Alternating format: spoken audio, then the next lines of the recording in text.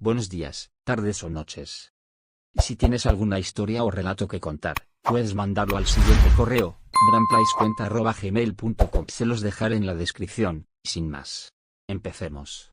El encuentro con la abuelita flotante. Soy enfermera en un hospital en Tamazunchale. Hace apenas 2 días, me tocó el turno nocturno junto con una compañera.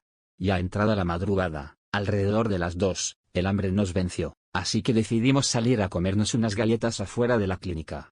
Para hacerlo, le pedimos al guardia que nos abriera la puerta. Primero pasamos por una gran puerta pesada que solo puede abrirse girando la perilla y jalándola con fuerza, o empujándola desde el otro lado. Salimos, comimos tranquilamente bajo el fresco aire nocturno y conversamos un rato. Al regresar, algo nos llamó la atención: la gran puerta estaba entreabierta. Lo extraño es que esta puerta, por lo pesada que es, suele mantenerse cerrada si nadie la manipula. Mientras nos acercábamos, vimos cómo comenzaba a cerrarse lentamente, como si alguien del otro lado la estuviera empujando. Pensamos que quizá alguien más había salido después de nosotras y la dejó así. Sin embargo, cuando llegamos, no había absolutamente nadie. Nos miramos, tratando de buscar una explicación lógica, pero todo parecía tan inusual que una pequeña inquietud se instaló en nosotras. ¿Cómo podía haberse movido sola? Más tarde, a las 4 de la mañana, nos tocaba pasar a administrar medicamentos a los pacientes. La clínica estaba en completo silencio, con ese aire pesado que solo se siente en las madrugadas. Mientras caminábamos juntas por el pasillo iluminado tenuemente, vimos algo que nos paralizó. A unos metros de distancia, una anciana, vestida con la bata de hospital, flotaba frente a nosotras. Era pequeña, encorvada, con un rostro inexpresivo pero penetrante. No caminaba, simplemente estaba suspendida en el aire, observándonos fijamente. Nos miramos con incredulidad, tratando de asegurarnos de que ambas estábamos viendo lo mismo. Mi compañera le habló, nerviosa, pensando que quizá era una paciente que necesitaba ayuda. De pronto, esa figura comenzó a elevarse lentamente, hasta casi tocar el techo, y soltó un grito agudo que reverberó en todo el pasillo. La sangre se nos heló al escuchar ese sonido. Justo en ese momento, el velador, alarmado por el ruido, llegó corriendo. Los tres quedamos atónitos al ver cómo aquella anciana comenzaba a retroceder flotando hacia una pared. Su cuerpo parecía desvanecerse, como si fuera humo, hasta desaparecer completamente en el muro. No quedó ni un rastro, ni un sonido, solo el eco de su grito resonando en nuestras cabezas. No supimos qué decir ni qué pensar. Tratamos de calmarnos y seguir con nuestras labores, pero esa noche nos dejó marcadas. Al día siguiente, preguntamos a los compañeros si algún paciente se había escapado o si alguien había fallecido recientemente, pero nadie reportó algo fuera de lo común. Sin embargo, el pasillo donde la vimos ya no se siente igual. Cada vez que paso por ahí, tengo la sensación de que alguien me está observando. A veces, me detengo y miro de reojo, esperando no volver a ver esa figura flotante. No sé qué fue lo que ocurrió exactamente esa madrugada. Puede que haya sido un alma errante, una energía atrapada, o algo más allá de lo que podemos comprender. Lo único cierto es que esa noche, en ese hospital, el límite entre este mundo y el otro se desdibujó. La historia de Amalia, un encuentro con la oscuridad.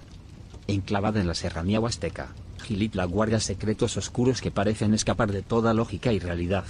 Este relato, investigado en agosto de 2022, nos adentra en un caso perturbador que entrelaza creencias ancestrales, tragedias familiares y la lucha entre lo sagrado y lo profano. Amalia, una mujer conocida en su localidad por comportamientos extraños desde joven, desapareció una tarde mientras llevaba a pastar a un cerdo. Según cuenta su sobrina Jimena, la mujer siempre había mostrado inclinaciones inusuales, hablaba sola, aseguraba comunicarse con difuntos y realizaba prácticas que muchos consideraban brujería.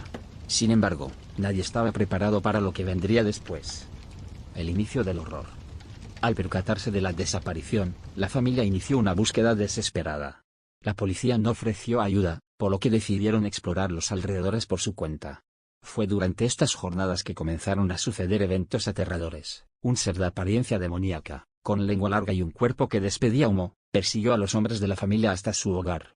Esa misma noche, un caballo negro rondó la casa, golpeando las paredes y dejando tras de sí un hedor a pelo quemado.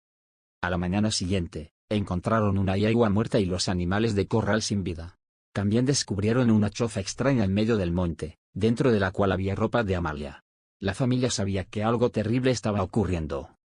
El ritual en el monte. Los sucesos culminaron una noche cuando Amalia fue vista corriendo desnuda, y realizando movimientos que recordaban a un ave. Siguiendo sus pasos, la familia llegó a un claro donde se realizaba un ritual. Hombres vestidos de negro rodeaban a los 3 hijos de Amalia, tendidos en el suelo como si estuvieran dormidos.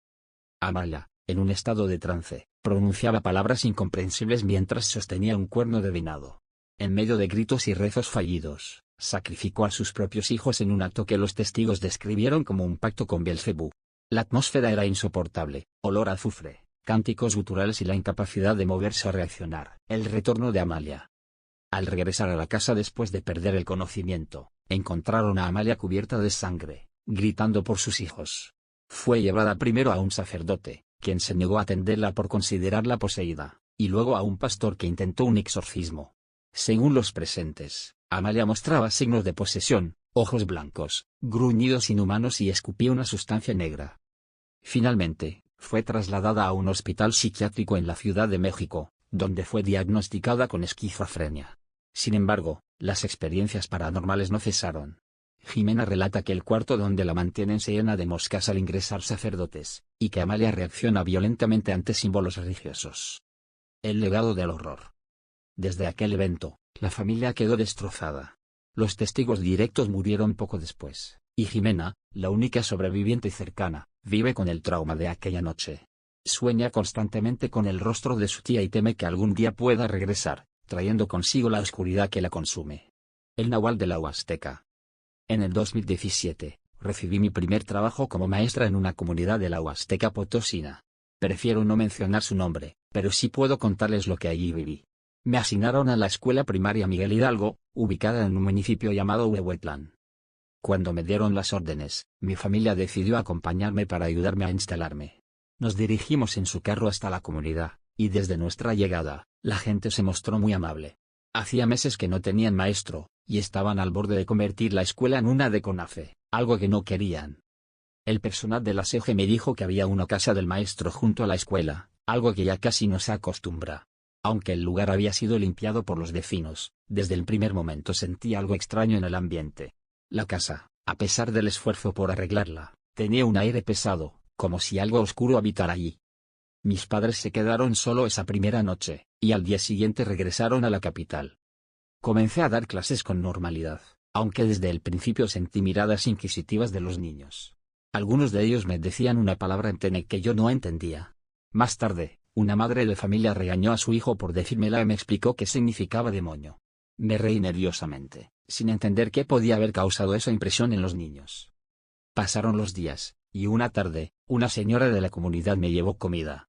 Mientras charlábamos, salió a relucir un tema inquietante. Me contó que, en los años 60, un sacerdote había ido a bendecir la escuela porque los maestros reportaron haber visto sombras extrañas en los salones. Durante esa misma madrugada, después de la bendición, un aula hecha de madera se incendió inexplicablemente. No le di demasiada importancia, pero esa noche ocurrió algo que jamás olvidaré.